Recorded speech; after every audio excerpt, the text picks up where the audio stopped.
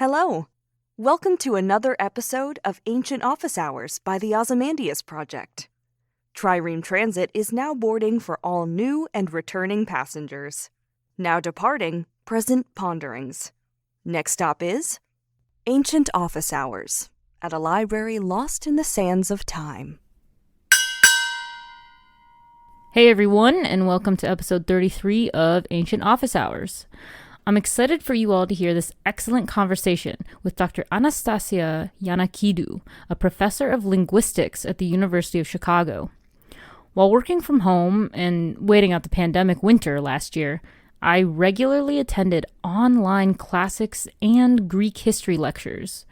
One lecture in particular that I was very excited to attend was hosted by Dr. Giannakidou as a joint initiative between the University of Chicago's Center for Hellenic Studies and the Greek Embassy on the history of the Greek language and the benefits of bilingualism. I happened to be midway through my online modern Greek language course at the time, so obviously I had to attend the lecture. I was so fantastically impressed by this lecture that I contacted Dr. Giannakidou almost as soon as the lecture had ended. I am so very thankful that she enthusiastically agreed to join me on the podcast. And as we began speaking, we sort of excitedly fell into a slightly rabbit hole-y, is that even a word? Well, whatever, discussion about how the movie Arrival is really quite accurate in its portrayal of linguistic theory, emphasized the benefits of bilingualism, chose which language between modern and ancient Greek is more important to learn right now, and about how to keep dying languages alive. We also decided to do something a little different with our traditional poem reading by having it read in Greek. As you can probably tell, I am super stoked about this episode, and this intro might actually win the unofficial longest and weirdest intro ever award. Whoops. Anyway, enough of me, and enjoy the app. So, thank you for joining me. It's wonderful to be here. Thank you. This is so fun for me. So I want to jump right in and ask you how you got into linguistics. Why linguistics? Why linguistics? That's a great question, Lexie. Thank you for asking it. As a Greek kid, so I was born and raised in Greece. And so I went to the Greek school. And the Greek school is very linguistic, I must say. In contrast to the American school. And I've had the experience of the American school through my two children who were born and raised in the United States. So what do I mean by the Greek school being linguistic? I mean that you learn one, and by the end of high school, possibly also a second foreign language. So I learned French and I learned English by the end of the high school. At the same time, you also learn ancient Greek and Latin. So when I was in high school, and by high school, I mean both middle school and high school, so the last 6 years of my education, I had to take ancient Greek for 4 of them and Latin for 3 of them, because I also chose to do more classics and languages. At some point in your education, you need to choose at the last 2 years. Having this educational goal, like, an exposure to languages, makes you be a little more observant about language. Having had ancient Greek was very important for me because it made me realize what the differences were between ancient Greek and modern Greek. Then at the same time, when you go to church, you have medieval Koine Greek. So it's this kind of Greek of, let's say, the past 1500 years, or the Greek of the time of Christ, which is not ancient Greek, but it is not modern Greek either. But there is a sense of continuity and difference in the various stages of the Greek language that you're exposed to, that makes you be very curious. At least it made me be very curious, and makes you be very comparative. You start looking and say, oh, okay, this used to be like that in ancient Greek. We had infinitive. Now in modern Greek, we don't have infinitive. In ancient Greek, we used to have 5 cases. There was a dative. In modern Greek, the dative is gone. Or there is a lot of syncretism now between the nominative and the accusative. You start observing these things just as a matter of routine, I think. And if you are a little bit language-minded, as I guess I was. how my interest for language emerged. It was always also tied to wanting to study abroad. I guess I always wanted to go outside of Greece because Greece was a small country and I wanted to take my opportunities. And so that's why I also had learned French and English and German when I was at college. So when I went to college, I entered linguistics, but in order to study linguistics in Greek, you have to enter the Department of Philology, which is a department that encompasses linguistics, classics. So classics is part of the Department of Philology, which includes, of course, classical Greek and Latin, medieval Greek. So there's a component about medieval Greek that you have to study. And then there's modern Greek literature. So I had to study all of this for the first 2.5 years of my education. And then I majored in linguistics and classics. So yeah, that was the trajectory. Yeah, that's really cool. And it's so nice you were exposed to so many different languages growing up. I know here you usually are just told to pick one. And if you're lucky, maybe you'll learn something at home or most of the time. I know. And I think lucky. in the American system, the study of language or the study of grammar, I should say, is very undervalued. I mean, it is almost as if teachers assume that kids will be scared by studying the grammar or by looking at differences in the grammars of various, between English, say, and French, if they learn French. Or there's no introspection about the grammar of English either. It is remarkable that my children who studied at the lab school, which is a very good school, they never received formal education in the grammar of English. It was all very much like, concept-based or semantic-based rather than structure-based. And I think that's a pity because by studying the structure, I mean, when we do chemistry, we study structure. When we do mathematics, we study structure. When we do music, we study structure.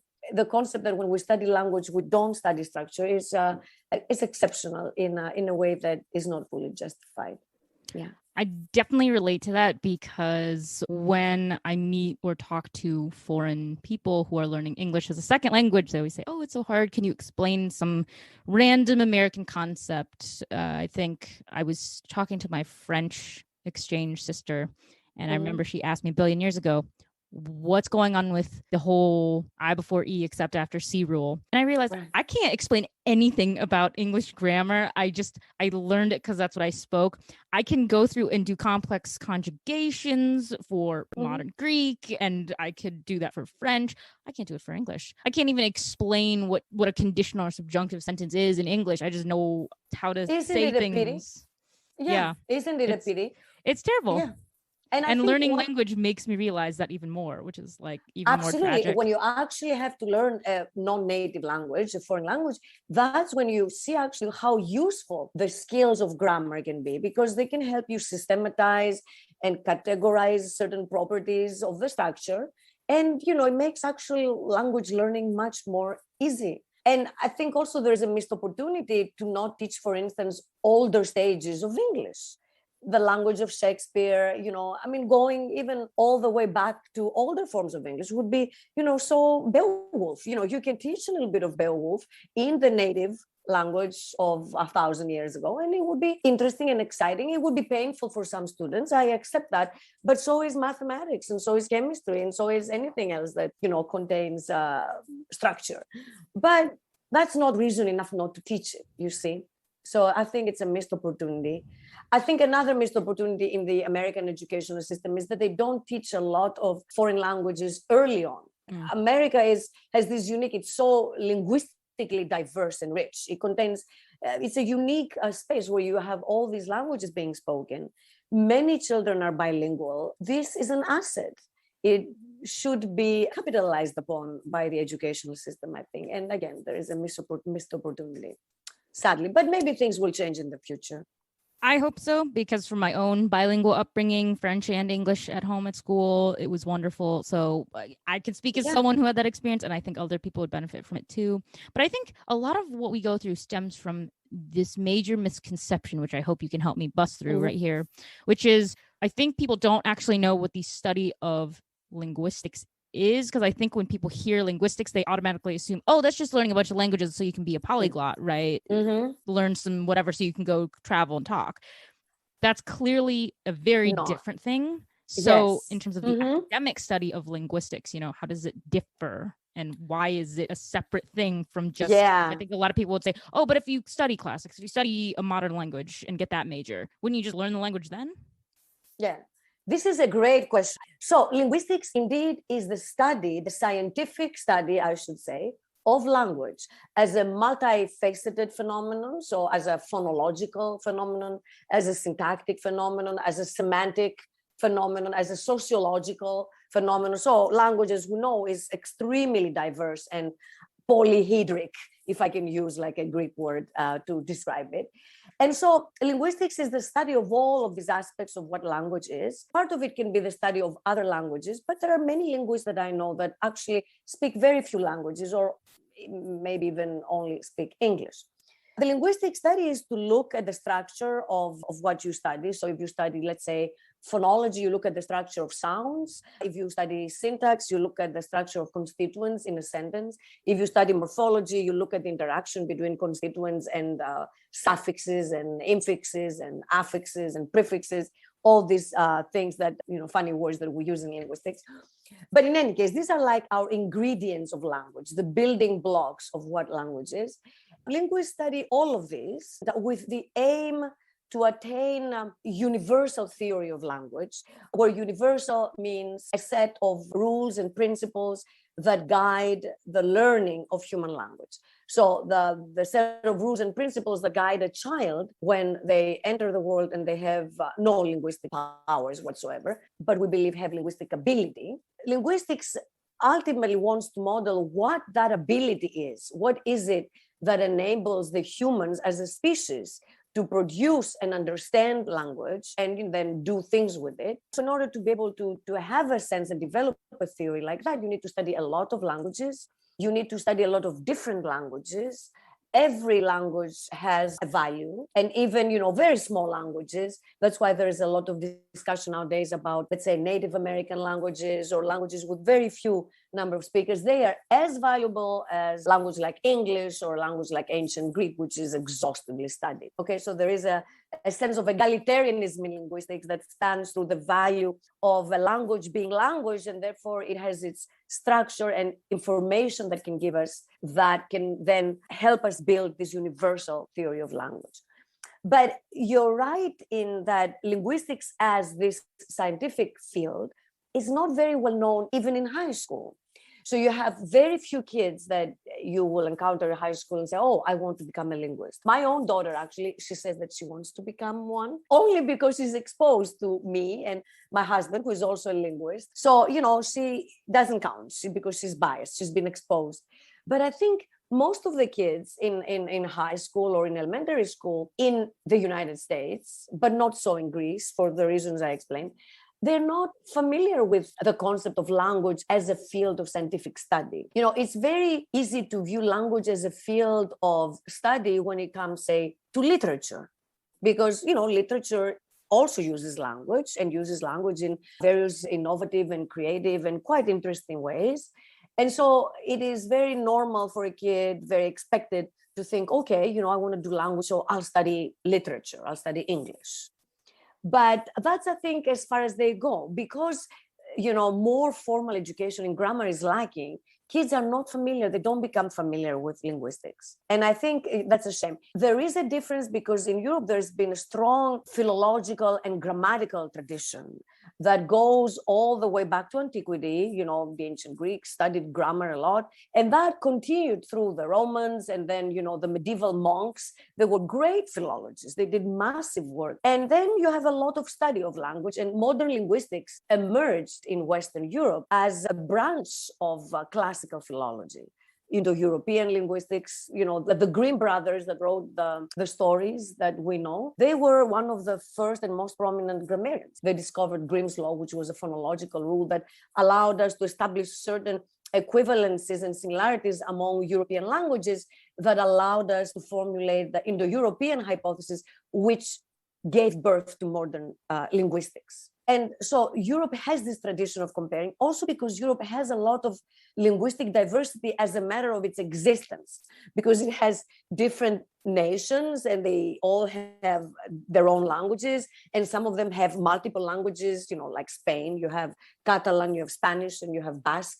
And so you have a lot of linguistic reality that forces the European system to be more introspective about language and linguistic study in a way that the American, with that pressure of one language, didn't allow. Yeah. So I wonder, because for a lot of kids, I can't really say I was one of them, but I know a lot of kids who sadly, they struggled with English, they didn't like taking a foreign language. So they associate it with not sort of being fun. And if you were to normally bring up the idea of studying linguistics and language, but breaking it down to more than just trying to learn a foreign language, I think a lot of people would go, oh, no, I already hate English. I don't like taking this. Why would I do that? Is there a better way to introduce this idea here in the States? Because I think if there was a way where we could kind of introduce these concepts without having it be scary or tied to something that they already are kind of learning that they don't like, we might be more successful in getting people to go into it. Yeah, that's a great question. It's a question about the method, like how can we make the method of language teaching be a little more interesting or a little more exciting? Of course, the same question applies to mathematics, unless you're math-minded, or physics, let's say the science, unless you are, more sciencey, I guess you will have the same levels of difficulty in acquiring those fields. And there will certainly be moments where it will not be very fun. And even if you are, say, linguistically minded, when I had to memorize, the so-called initial tenses of all the verbs in Greek and Latin, that was not my best idea of fun. So there's always a little bit of not fun component in any kind of learning. But it is true that we have to make language instruction a little more pleasant. And I think that part of that can be a little more hands-on, for instance. So you don't have to just give students 10 pages of verbs to memorize. That would be very boring. But you can you can make study groups, and you can have the kids work among study groups with them. Or you can establish, they do this here in Greece, actually, relations like brother or sister relations with other schools. And so you can have, let's say, school X becomes a sister school to X, school X in the US becomes sister school to XY in Greece. And so they exchange ideas, and they have pen pal relations, or even debates and even podcasts in Greek and English. So that would be a way of making it much more fun and more hands-on, more real. And you don't even need to go to, other countries. In the United States, you have all these local communities. So in a city, say like Chicago, you have all the communities. All you need to do is establish relations with, schools that use non-English language. Then you can, develop an organic relation with your groups to be able to teach that. So that would definitely help with the teaching of foreign language. But, with the teaching of grammar, I guess it would be a little more challenging to make it more attractive. But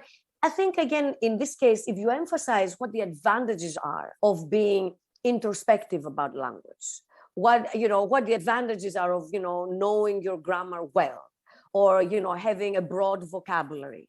There are real advantages, okay? You can write better, therefore, you can get a better chance at, college.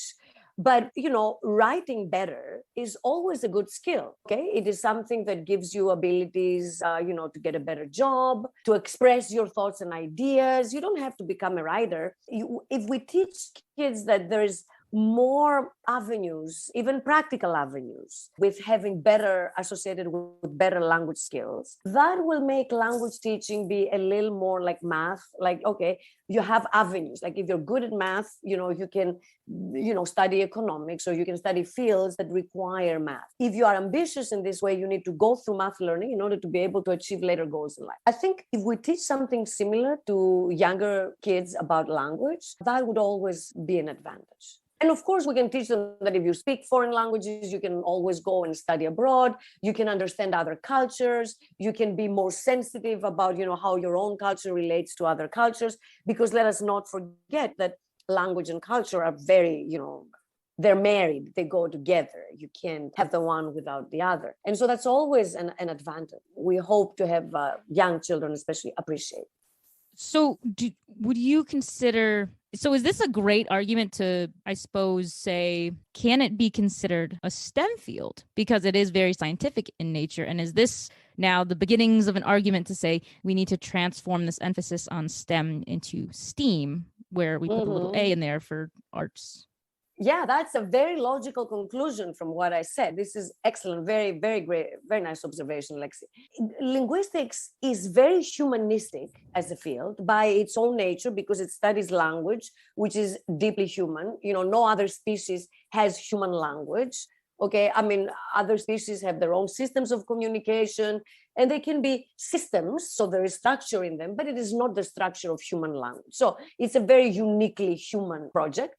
And so, and as I said, language relates to culture. So a linguist naturally belongs to the humanities because of the subject matter. At the same time, our methodology is that of the STEM sciences. So we work with hypotheses, we study data, like our field is very much data-based. We draw generalizations from the data, which then confirm or disconfirm the hypothesis. Then we draw new hypotheses. And again, we compare a lot of data from various languages. And so it is very scientific in that sense, in ways that, let's say, the study of literature isn't, in that we require, like our requirement for proof is very, very rigorous. Like if I come and tell you, oh, you know, English is a verb, subject, object language. Okay, VSO, we call it. Well, I mean, I can't say that because it goes against the proof that English has subject always first. So there is proof. So I look at my data, you know, Mary went to school, but not went Mary to school. There are other languages that have this as a routine word order. Greek allows it very much. And then there are certain observations that one can make from studying Greek. So language that, you know, allows this word order has, you know, certain properties that follow from that. And we don't observe that in English. So the burden of proof is as rigorous in linguistics as it is in any empirical science. Linguistics is an empirical science. In some ways, it's even more of an empirical science than some of the sciences that are in the social sciences right now. Maybe not STEM because of its nature, but it is definitely social science. In some of the methodologies, we're very close to, you know, the data social sciences like psychology, for example, or sociology, or even history or political science, which can be very data-driven and quantitative. Very close to that. And so in some sense, we are a social science, and sometimes you find departments of linguistics being in the social sciences. We're also humanities because we study, you know, endeavors of the human, since that's language and culture. And certain fields certainly belong to humanities, like when you study, say, you know, sociolinguistics, but it also belongs to the social sciences to the extent that it's experimental and uses data. Certain other fields of linguistics are very much in sync with anthropology. The anthropology at the University of Chicago is part of the social sciences. It's not in the humanities, although again, I think anthropology is a similar field. Like it uses, or certain aspects of it use the STEM methodology and data and quantity. In virtue of the method, they should belong to a more scientific field. Yeah. Yeah. Well, and there's a great word for you, anthropology. One of my favorite examples to tell people when they don't think Greek. That Greek words permeate our language. And I'm like, I was like, do you know what anthropology is? Do you study that? That's Greek. Do you know what anthropos is? Right. Yeah. And most of the time, I kind of offer that little tidbit as a fun fact for why you should study Greek and why you should study language. And then they go, oh, that's so smart. Yeah. It's incredible. Yeah. So in terms of this just sparked so many different thoughts. I have many that could take us forever. But the one that I will center on is, so how happy did it make you to see a linguist become the hero of kind of like an action sci-fi film when Arrival came out? Because they never make super academics the heroes in any sort of pop culture sense. And so then Arrival comes, and then you decode the whole thing, and spoiler alert, it's the universal language. It's, look, language connects all of us. How realistic was that movie if you were looking at it from your linguistic background? Right. So that is, It's a great, that movie indeed. The observation is totally sharp, spot on. And the hero is not like some action figure. It's this linguist that decodes this language. And so from that perspective, it's an awesome movie. And I often make my students that take the core class at the University of Chicago, Language and the Human, which I have coordinated for a number of years. I make my students take and watch that movie because it really allows you to see the role of a linguist. And it does raise the issue of universality of language, which we touched upon earlier as well, that there is an aspect of us as a species of being human, and therefore language is this universal capacity we have as humans. And at the same time, what that language, or that movie portrayed was like a different system. So there was a different language that the extraterrestrials spoke. It was a different system of writing, if we can talk about speaking in that case. So even the concepts of speaking change. And you don't need to go, by the way, to extraterrestrials to see that the concepts of speaking change. If you speak American Sign Language, for instance, or any sign language, you see that the hands do the speaking. So it's no longer speaking in the classical sense. But it is, very linguistic. And that movie illustrated this completely alien system, okay, which, however, was not that alien in the sense that the linguist was able to decode it. So as a system of communication, it wasn't a human language, but it wasn't, if we can call it, a transhuman language, because those creatures were aliens, but we think of them as the counterpart of a human in their domain. They are the language possessing creatures of their world. And so we have this transhuman and trans-language element that is there, and that is also motivated by the idea that once you speak that language, and remember that language had a cyclic element in it, so you can start with the present, and then the system itself, the writing itself, will get you into the future. And so you could see the future. There was this unification of present and future. That idea goes back to the American anthropologists Sapir and Whorf, and it's known as the Sapir-Whorf hypothesis or linguistic relativity hypothesis. It is at the center of that movie, which says that if you speak a different language, then your system of thought becomes different.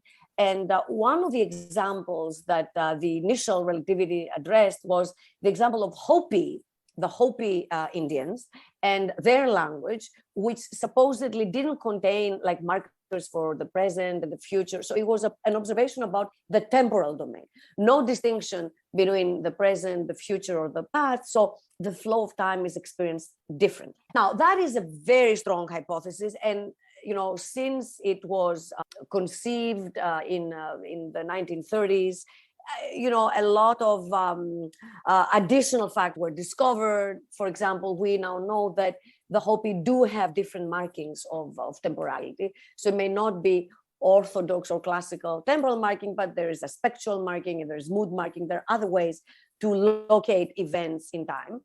And so the difference is not that you have languages that blend times and languages that don't blend times, but the movie was inspired by that idea. So it was very linguistically relative in that sense. Now, we know that language does influence the way we talk about things. Okay, so whether a language has a certain word or not will make a speaker of that language choose the word or not. So if you lack words like, famously the Eskimos, they have 200 words for snow. English doesn't have that many words. This is another example. But then again, the English speaker does understand, and we do have, different words like, thunderstorm, avalanche, powder. So there are ways of understanding. Or if I tell you, oh, this was very soft and fluffy snow, you will understand it, even though there's no one word for it. And so language does influence the way we talk about things, and it provides us with certain means and categories that allow us to understand the words. And if my language contains a word like fuchsia, okay, that's or fuchsia, that's a color, and it's this particular color. But even if your language doesn't have a word, you can still see that color and understand that fuchsia is different from blue. Right. So it doesn't constrain your perception if your language has a color term or not. But there is a sense in which language does influence the way we talk, and which words we're going to use are also going to have consequences of how our interlocutors are going to understand certain things that we say. So from that perspective, certainly language influences thought. So, and it's interesting, the film also highlights, not only does it make linguists the heroes, which is what I love, and which is why it's one of my favorite movies of all time, because yay, academics, look at us. Look, there was also, just a parenthesis, there was also Indiana Jones, who was an academic, but Indiana Jones was an archaeologist. So, he's someone that digs. They go and they do the digging. Yeah, so I consider them kind of different. I'm like, no.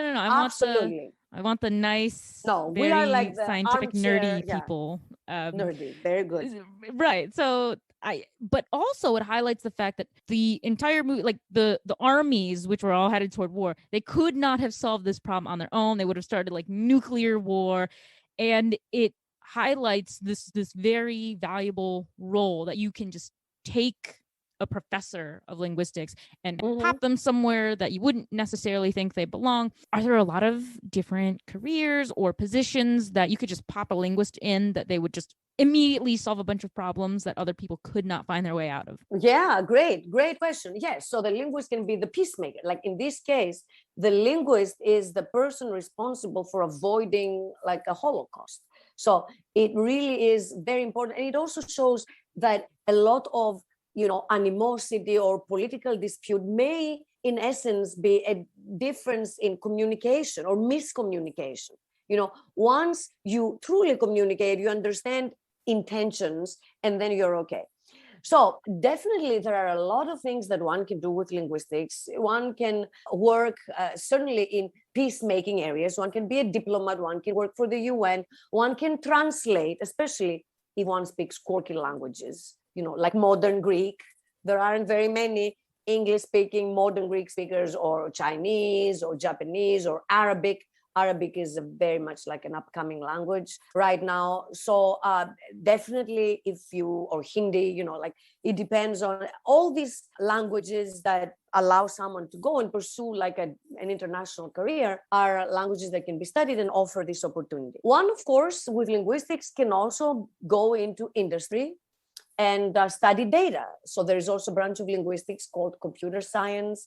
And there are a lot of linguists, my students, that work for Google, and they work for language recognition projects. So that's also an upcoming field, like, all the automated systems that, when you call, and they have perfected, are perfect nowadays. You call and then you get this human speaking to you, and you really get confused thinking that it's a real human, and sometimes it is. So these are all works of linguists. Linguists work on those projects. Artificial intelligence or machine translation, this has also been a career path for those that are interested in both structure and data. And so a lot of our graduates go there. Academic career, of course, but teaching can also be, especially if you study bilingualism and bilingual education. There's a lot of discussion right now about bilingual education. In Chicago, we have also an initiative that I'm very pleased to participate on. We call it Bilingualism Matters, or Bilingual Matters. And it's a very important initiative that spans through, very early stages of education up to college study. And so linguists can work. You can study any manifestation of bilingualism, from babies to adults, and you can help develop curricula for bilingual groups. There's massive demand for curricula. There are good curricula for Spanish, although not very good. But, there's so many bilingual communities and so many bilingual schools that you really need to work. Like if you want to work in language teaching, there's a lot of options for you. So as a linguist, you can do a lot of theory, but there's a lot of practical things that you can help with. Yeah. I'm going to ask you a very difficult question, and it's okay if you do not have an answer, because I realize that this is a question that probably doesn't have one answer, but I'm going to ask it anyway because it's fun. Would you say, as a linguist, are there certain foreign languages that you would recommend somebody learning that would be particularly almost like more useful to know? Because I mean, it's a hard question because everyone who speaks some language is going to say, yeah, you should learn my language because of these, and these benefits. But sort of as someone who studies just language and the science behind it and how you put it together, can you say something like, oh, I think if you learn these 2 or 3 languages, you would find these almost more helpful than learning these other ones? Yeah. So this is a great question. And as I said, like, we linguists are egalitarian. And so every language has its own value and it's valuable as a source of analysis and information. Absolutely. But now the question you're asking is a utilitarian question, right? So for example, if you are a child in Greece learning, Greek as your native language, and then, you want to further your studies, you want to go abroad, the question arises, which other languages should I study? Okay, so if you are in Greece, I guess studying Chinese won't be very useful, although Chinese is spoken by billions of people, but it wouldn't be the first language I would recommend, unless, you are of a Greek Chinese family, or there is some, relation of the potential student to go and study in China. So utility is going to be based on what the needs are. It's also constrained by the geographical space in a way. So the Greek is going to go to Europe to study or to the United States. So there we go. English immediately emerges as a very important language to study. It's the language it's, as I say, the Greek of today, because Greek was a very important language, during the time of Alexander or during the Byzantine time. For more than 1500 years, Greek was spoken in Southeastern Mediterranean, and it was the lingua franca of the time. That's why the Bible was written in Greek. It wasn't written in Latin. I mean, if the Hellenized Jews that wrote the Bible wanted it to be spread, it had to be written in Greek. So English is the language that will open up more educational opportunities and more professional opportunities. There's also massive, wonderful literature being written in the English language. And so both on a utilitarian basis, like, you want to study or you want to go seek your fortune elsewhere, and for aesthetic reasons, movies, literature, and so forth, English would be a language that one has to learn today, in order to be able to go abroad and study. So from the European perspective, and I think this holds for all the Europeans, regardless of whether you are a kid in Spain or in Italy, English will be your first language if you want to go out. Now, I want to frame the question from the perspective of a child like me. Like, I had to learn a foreign language in order to be able to succeed.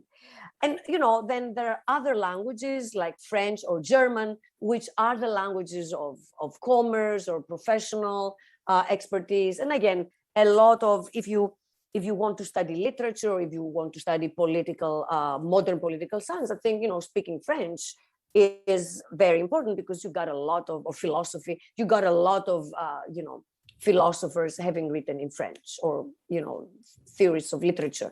So there is, the utilitarian basis is formed by what the need is. And if your need is educational, if your need is professional, and if you live in Europe, that's where you're going to be.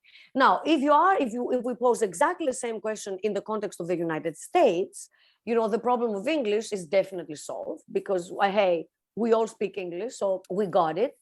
And so then the question is not so much a question of utilitarianism, although there's also a question of utility too. So for instance, let's say that you want to do international relations, and you want to go and study international relations in China, or you want to be, a diplomat in China, you want to do politics and you want to do China.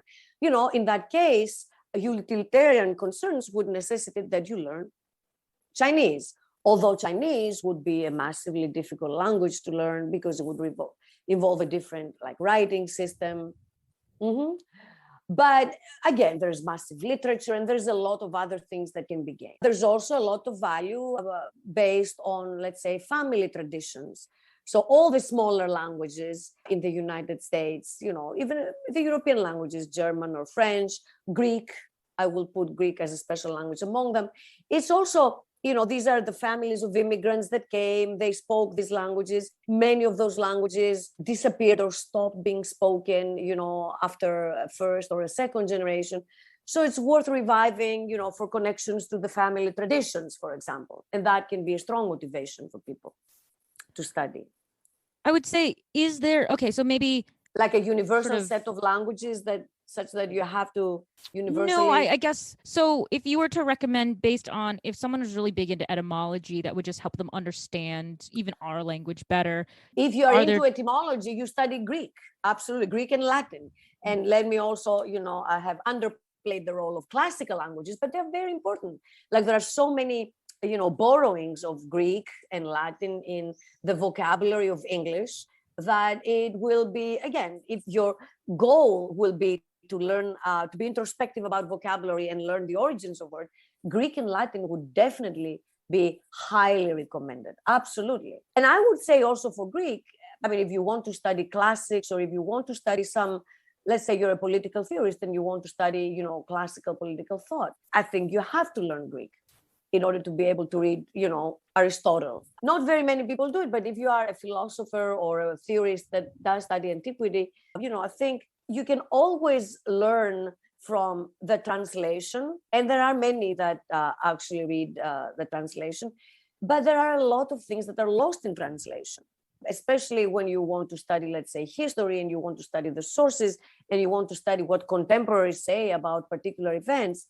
It is important to be able to read those languages. So, if you study the Roman world, you have to know Latin and you have to know Greek to be able to study it accurately.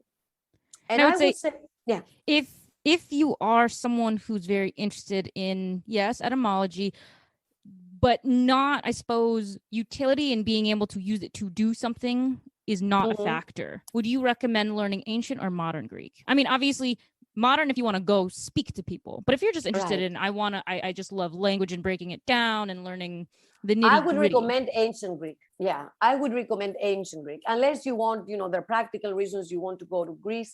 I think studying ancient Greek allows you to learn a lot of things besides just the strictly linguistic skills, but it also allows you to recognize certain, words that are in modern day vocabulary. So if you're in etymology, definitely. But I think also if you know ancient Greek, you are able to study a lot of what is foundational in our civilization today. And I think there is an advantage in being able to read those words, those works in the original words. There is a certain, originality and authenticity that you get that you don't otherwise get if you just, regurgitate or you just read through a translation. And so I know modern Greek and ancient are very different. We've definitely established this, and a lot of ancient Greek learners and modern Greek learners will say the exact same thing.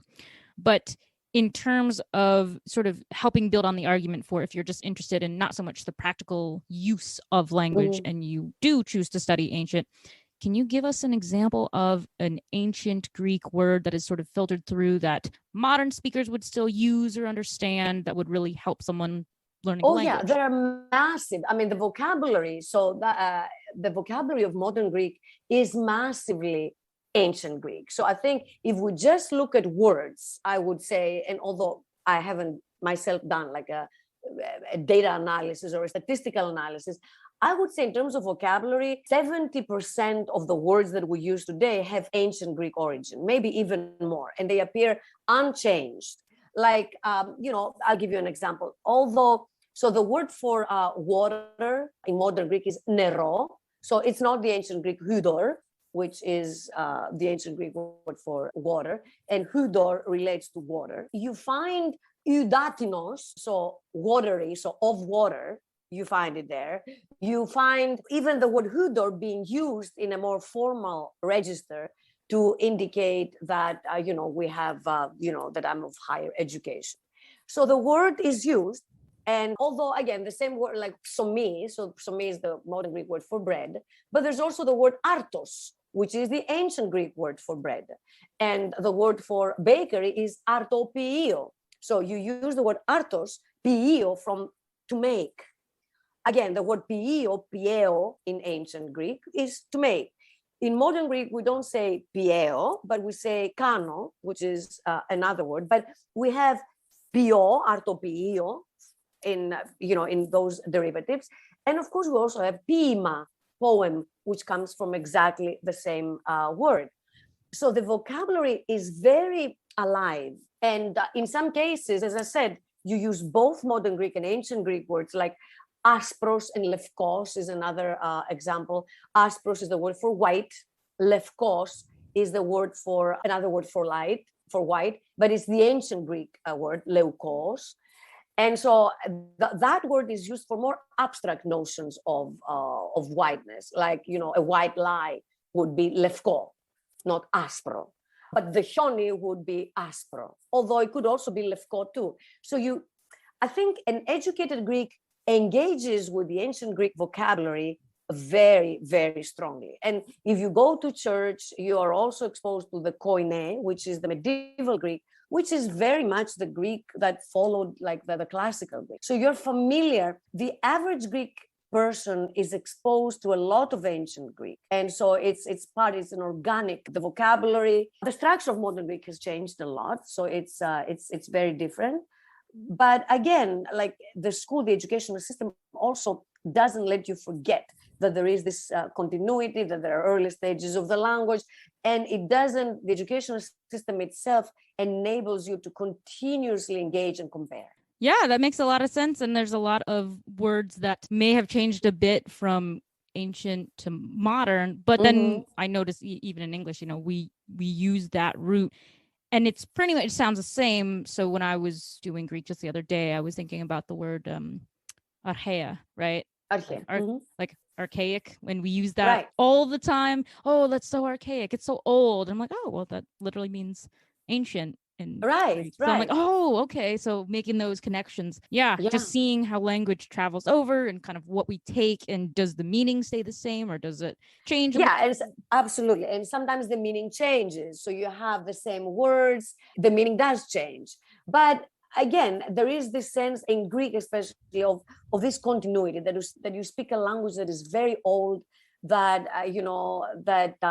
carries a lot of weight in it, but also language that is very much alive. I should also mention that for many years, since the modern Greek state was created in the late 1820s, there was an issue about the language. We call it the glossiko zitema, the linguistic question. And the question was, what will the language be of the new modern Greek state? And there were two approaches at the time. One was the more classically minded intellectuals like Adamantios Korais, who were also the representatives of the so-called modern Greek Enlightenment. And they believed that the language of the modern Greek state has to be close to ancient Greek. Now, at the time, in the 1800s, the language that the Greeks spoke, like the Greek people, was very similar to modern Greek. It's a branch of modern Greek. Very few differences with the standard modern Greek today, and of course, regional differences. But if we put regional differences aside, it was modern Greek. It had already lost the dative, it had lost the subjunctive, it had lost the infinitive. A lot of those changes had taken place like centuries before. For intellectuals of Greek nationalism and the modern Greek state, the modern Greek state had to have a language that would be worthy of its past, okay, and that would elevate the tone of the people. And so an artificial language was created. We call it katharevousa, purist, kathari, from the Greek word kathari, which means to be clear and pure, to purified. And so that was an artificial language based on ancient Greek and modern Greek. And it was basically a version of modern Greek with a lot of ancient Greek endings, infinitives, datives, and it was ornamented, decorated modern Greek, because there was a sense that just having the language of the people is too vulgar. And that, again, I present this as an example of engagement with antiquity. Like the intellectuals, they saw the modern Greek project as a project that, continues the glorified project of the past, and that was reflected in the language as well. And so Greece, actually, modern Greece had diglossia for more than 100 years. It was only in the 1940s, so more than a century, that modern Demotic Greek actually took grounds in education. And it was until 1981. So when I was a child in Greece, in high school, I learned to read and write Greek in the so-called polytonic system. So all the stresses and the aspirations and all these diacritics that were placed on the Greek text in the Alexandrian period, in the Hellenistic period, they had no phonological value in modern Greek. So there was no aspiration. It was all lost. So they were just purely decorative and to indicate the relation with the past. So, and that used to be taught in the Greek school until 1981. I still write in the polytonic system because I learned it as a child. And so think that, people like my generation, and I don't think of myself as very old, we had that, like the katharevousa and the purist language and engagement with ancient Greek was very much alive. It wasn't like dead.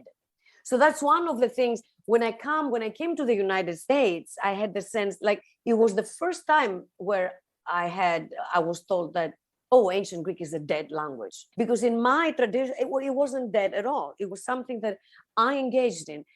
But I think that, for the Westerner, I guess ancient Greek was understood as a dead. Although, it's pretty much alive. Modern Greek is like the descendant of it. Well, in this country, I think we just call anything a dead language that you don't speak if you go to a foreign country, right? I think we have this very basic understanding of, oh, well, no one really speaks Latin. You just read that stuff unless you're in the church. And then they're like, oh, then you have ecclesiastical Latin, but that's not classical. It's different. And it's like, well, but they're all related, and you take things. Yes, and sometimes it survives. The same thing. So I'm glad you brought up ecclesiastical Latin, because ecclesiastical Latin was alive. And, people that go to church, they still listen to it. And it's it gives you a familiarity in that particular sphere of your activity where the language is pretty much alive. I mean, you understand it. Some people will pray in that language. The same thing with biblical Hebrew. The Jewish people, after, centuries, they lost Hebrew, and it was only a liturgical language, biblical Hebrew.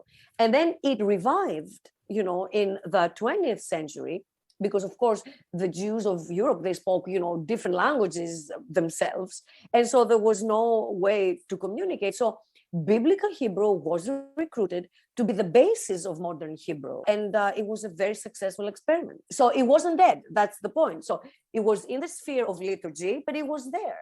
And, you can't call a language dead if it is still spoken and it is used. Yeah. Yeah. And and it's funny because now we when we classically think about languages like Latin and ancient Greek as dead, but we still keep them alive because we still use parts of them now. So what makes it even more tragic is for the languages that we would, by all accounts, really call dead are ones that I think people are not aware of. Like, it's the mindset is different. So when I was studying in the UK and I studied in Ireland for a bit as well, I was talking to a lot of people who speak Irish, and they said, well, our language is dying. We don't have very many places left in Ireland where we speak. And I think in terms of where regionally, it's just kind of Galway and a little bit sort of in the north, I think. But really, it's kind of it's dying. And I was shocked when I learned that, oh yeah, they were like, did you know that the Isle of Man had its own language called Manx?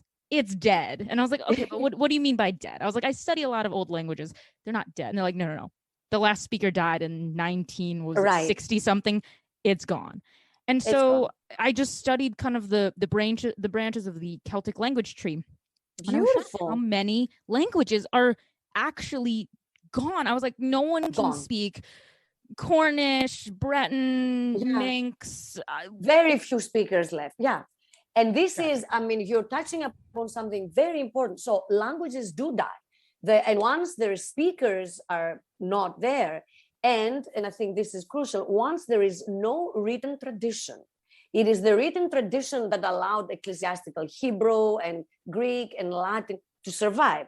A lot of tradition in these languages, okay? So that, the language being written allows it to survive and being read and being used. And if a language is, regional or is spoken by smaller communities, a lot of Native American languages died this way, or, smaller languages, because they're oral.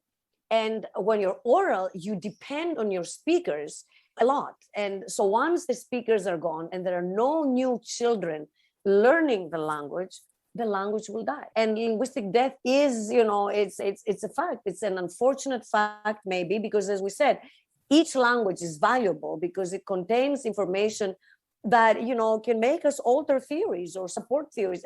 It can potentially inform us. But On the other hand, languages are living organisms. Just like our body eventually dies, languages do eventually die. But the death is, again, because there is no writing and because there's no community speaking it. But if you have community speaking, so with the ancient languages, you had community speaking them. You had writings and people engaged with them. Like during the Byzantine times, like the Byzantines and the monks in medieval monks in Western, they studied the classics massively. So it was pretty much alive. It was used. But once you don't have the communities, then unfortunately they die. So is the real lesson here that even if speakers of a language die out and they're all gone, as long as they've written things down and there's some sort of written evidence, we can, at least in the future, try to pick it back up and save it and teach it. But if it's the other way around, if you don't write anything and you just have a community of speakers and they're gone, that's really how it dies. Yeah. So it's really, as the Latin said, so important for the writing. The writing is very important. Scripta manent, as the Latin said, right? Like you have to, the writing was an amazing innovation, because it allowed, the language to stay and the ideas to stay. It was very important for the ideas and therefore for the communities to extend beyond time. Like writing makes a language timeless. And even though the native speakers no longer exist, like the Romans died and the ancient Greeks died, you can view Latin as having evolved into the Romance languages. And you can view Greek as having evolved into the modern Greek. And so it's not, the language itself didn't die, but it evolved. And you have new communities that engage in these newer stages of the language. At the same time, however, the ancient language itself is alive because you have a communities of similarity that go and take it.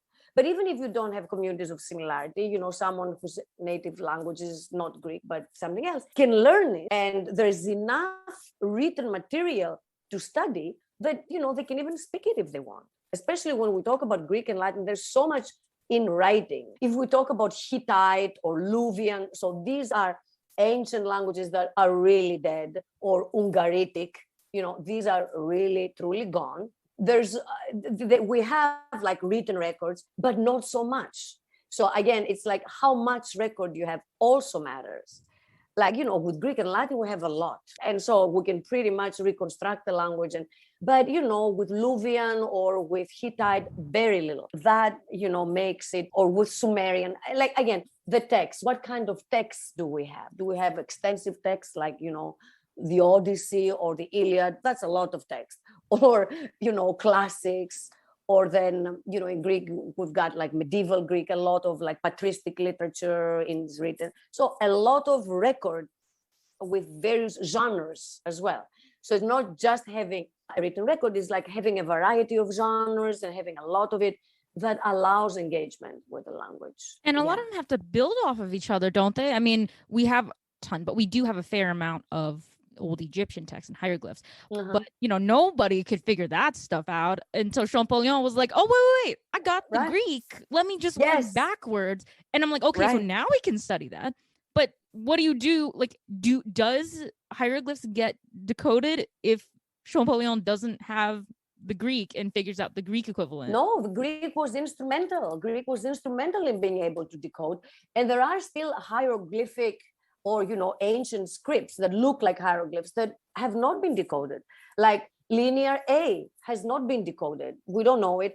Other, scripts that were found in the Mediterranean or on the island of Crete, like the Festus, the disc of Festus, also haven't been deciphered. Although there is, I think, recently some discussion from a Cambridge group that says that they have deciphered it and that it's a prayer to some goddess. But, there are still a lot of scripts that are not deciphered. Again, the scripts or the hieroglyphs, we have very little writing. So one of the advantages of the Greek system was that there was education in the Greek polis, like in the Athenian polis especially, like the citizens, at least the male citizens, were educated and the female ones could get some education too. There were certainly inequalities, but there was a concept in which there wasn't an imperial concept of writing, like in many imperial structures, like in Persia or in the Sumerians, in the old imperial domains. Writing was just a property of the elite. But in the Greek canon, it's not, and in the Roman afterwards, it's not just the property of the elite.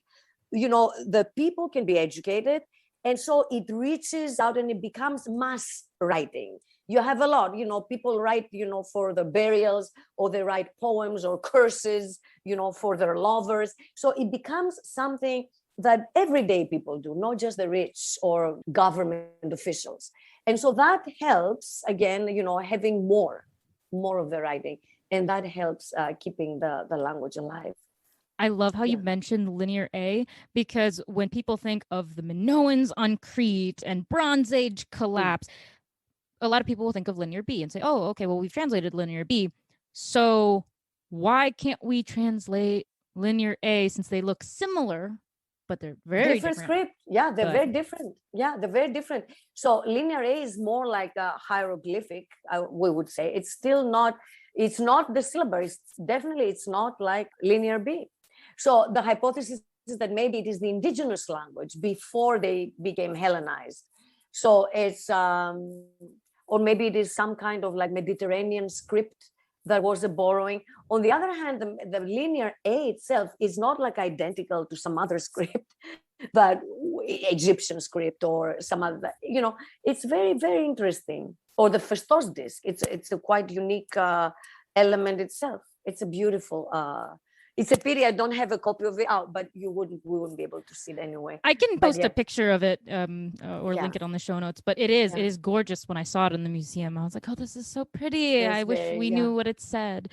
And, who knows if Linear A will ever be translated, but it's one of the great mysteries left to be solved linguistically.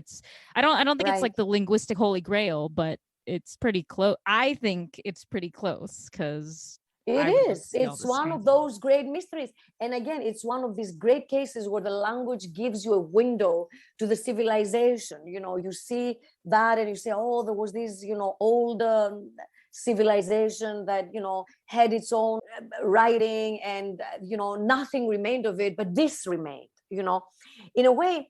The importance and the power of writing goes beyond language. It's really about memory. It's really about memory. It keeps the tradition alive. It keeps the poems alive, the literature. It's a very important, even, the imperial records, which are relatively boring, but it gives you a sense of how people lived and what mattered for them. They had wine and they had olive oil, which, they have perennially in this part of the world. So it's very important. It's a window into the past. And oral cultures also have, through orally transmitted traditions, like, songs or dances. These function also as windows into the past, but they're more fragile, because they're more like, once the community stops existing, or if the community espouses a new culture or a new language, and this has happened for a lot of native communities, for example, then this whole thing is gone. Or, if it's not written, there's no memory of it, and, it's gone. So the Greeks and the Mediterranean people were very lucky in a way that they left us these records. Yeah. Well, obviously, I could talk about this for ages more. My dear Lexie, but, I see. The meeting is at 8:00. I sent them an email as we were speaking. I know we could talk about this forever. So I want to leave us on that amazing mystery, and I want everyone to sort of dream and hope that Linear A gets translated. But the very last thing that I want us to do, because yes, every guest, this is my favorite part of the entire podcast. If you could read us, and this is something different and something very special that I'm very excited to test out. Foreign language reading of our poem, which is normally read in English. So here I will pull up for you the Greek version of Ozymandias, and I will very share this happy with to you. read it. There we go. Hopefully you can see it. I can make it bigger if you need me to. No, it's good. I can see it. No problem. Oh, great. It's so beautiful. Great. So if you could read the poem and then just, quickly give me your thoughts on what this poem, means, what does it evoke, and just what messages does it offer us in the future? Great. Okay. It's a fantastic thing. Really very nice to be very happy to do that. Συνάντησα έναν ταξιδιώτη από χώρα αρχαία. Είπε, τεράστια, δίχως κορμό, 2 πόδια πέτρινα υψώνονται στην έρημο. Κοντά τους, μες στην άμμο, βυθισμένο ένα θρηματισμένο πρόσωπο.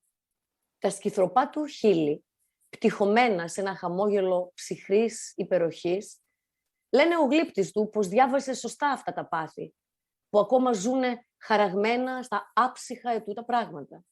Το χέρι που τα περιγέλασε και την καρδιά που τα θρέψε. Και πάνω στο κρυπίδι αυτές οι λέξεις αχνοφαίνονται. Ο Ζημανδίας το όνομά μου, ο βασιλεύς των βασιλέων. Κοιτάξτε τα έργα μου, ισχυροί και απελπιστείτε. Άλλο τίποτα δεν μένει. Γύρω από τη φθορά των κολοσσιαίων ερειπίων, απέραντη, γυμνή, μόνη έρημος και επίπεδη, απλώνεται μακριά. It's so beautiful. It is so beautiful. It's so fun. And it's even more beautiful in Greek, but I'm very biased, so. You will be able to read it too, my dear Lexie, very soon. It's so beautiful. It really is. And I think like what I get, and I think it connects to what we were just saying, is this connection. So you have the eremos, you have the desert, and you have the eremos that are planeta makria, the desert that, you know, is impersonal and huge, and it's just this vast expanse. And then you see this hand, you see Ozymandias, you see something great, but it's lost into the desert of forgetting. I think it raises this issue of forgetting and memory. And it is something great, something that once was great. Ο βασιλεύς των βασιλέων, the king of kings. But now it is just, you know, a little remnant in the desert. And I think it's still valuable. It is still alive. Like the moment that you read who it is, Ozymandias or Ramses II, like the most important, you know, pharaoh of Egypt, you know that it was someone big. So even though he's dead, he's still alive. He becomes alive at those moments. And I think that moment of becoming alive is valuable. It teaches us that, you know, it's important to engage with the past. It's important to not forget. And it's important to know and recognize greatness, even if it comes in these small moments. And of course, that certain greatness is perennial and it's eternal. And no matter whether you're now, you know, it's a pharaoh without his structures, without his temples and without his people and without the civilization, he's isolated there. It's like, you know, small statue of himself. But nevertheless, it becomes alive that moment. And he was the king of kings. That's it. He was and therefore is eternally. It's very pretty, very nice. You made me think. It's this question of immortality. What does it mean to be immortal? What does it mean to have your name last forever, to be remembered? I read it in either high school or college. I feel like I read it in high school because I've lived with this poem for so long, and it's my favorite of all time. Just absolutely nothing compares to it for me. Yeah. And it's just such a great statement based on history and these very humanistic ideas, but also as a political statement by Shelley on the nature of political power. It's so ephemeral, it'll go away. You need to, you know, do something, be good, be remembered, because then otherwise no one will care. Right. Find you. Yeah. Thinking about it in that way, the last question I ask every single guest, and I love the variability of the answers, is if we think about our modern culture today, our society, is there something that we would consider a modern Ozymandias, like something we think is so great, so amazing, but like realistically in 2,000 years, is it going to be great? Is it even going to be remembered? Yeah, this is such a great question. Very, very deep question. I think in many ways, heroism and, you know, thought about posterity is not something that characterizes, you know, modern societies or the modern man. I think modernity created a human that is more about the here and now, you know, grasp the now. And it's not so much about glory, you know, or sacrifice, like, you know, you die and just to be remembered. Don't value, you know, the actual utility of your life right now or the consequences. But, you know, that type of heroism that came with antiquity and characterized almost every culture in antiquity, that greatness, I don't think it's something that characterizes the societies that came after modernity. And so, or to the extent that they engaged with the ancient world, they definitely continue to have these high ideas. And we see that in Shelley, and we see that in, the American founding, and we see that in the European Enlightenment. I mean, we see the thought engages with those great, and a lot of the projects of modernity were great, the modern liberal societies, the way we want to build them based on equality and based on democracy. I would say the revival of democracy is one of the great, heroic things that we want to be remembered, or the rediscovery of democracy and the reinterpretation of it, because the interpretation of what democracy was in ancient Athens and what democracy is today in the modern world are two very different concepts.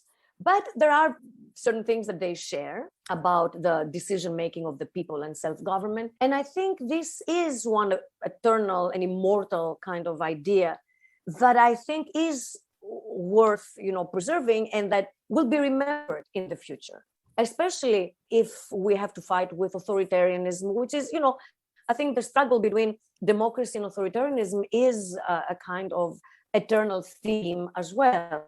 And hoping that democracy wins, although from history we know it's not always the case, and that things can turn really sour. I think that's one of the legacies of modernity, like the democracy and the freedom and the freedoms of men, to free expression, to free inquiry, to free thought. These are things that are worth that will remain, I think, or the struggle for equality.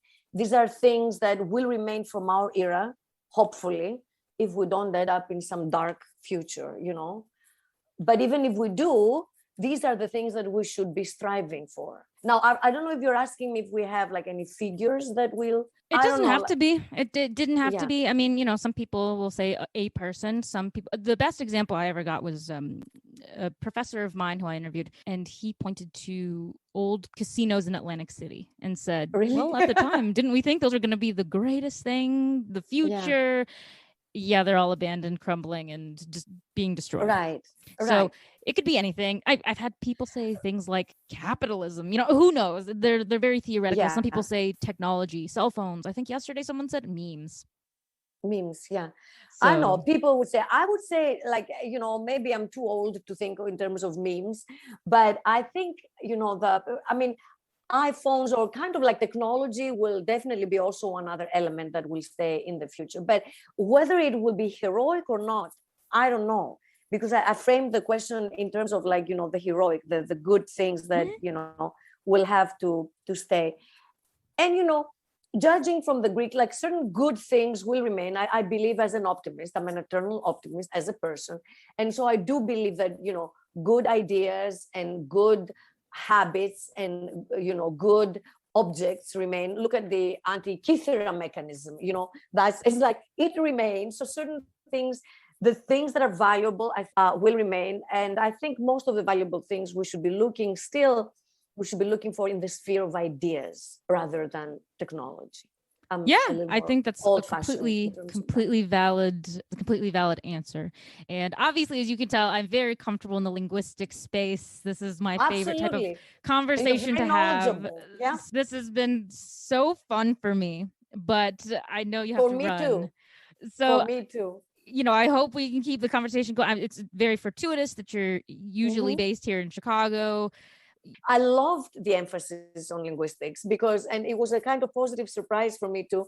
It was great because it allowed me also to wear my linguist hat and, speak about Greek, but within this more broad understanding. And I think that's what I want to bring to people. We also do service to linguistics, like attract people to the field. It's not like, as I said, that they know about it in high school. So I think that's what I'm here for. I want to spotlight a lot of these fields that you may not conventionally think of as dying or needing help, but they do. That's definitely, as I see it, my job. I, so seldom get to deal with true linguists because most of my friends are very much on the classicist or Egyptological side. So it's very rare I get to go kind of into the nitty gritty of the grammar. And so I always Yeah, jump at the chance perfect. to do so. Yeah, So great. thank my you, dear thank you, Lex. thank you for Thank you for joining me, inviting taking me. time out of your day. And I'm going to pop this in because I have no other opportunity to do it essentially. But ευχαριστώ πάρα πολύ. Oh, παρακαλώ, παρακαλώ. Είσαι ευπρόσδεκτη. You're very welcome. Πολύ ωραία. You were a great interviewee, by the way. Ήσουν εξαιρετική. Πάρα πολύ καλή. Μπράβο. I mean, the questions you asked, the way you asked them, it was just fantastic. It was great. Great job. Bravo.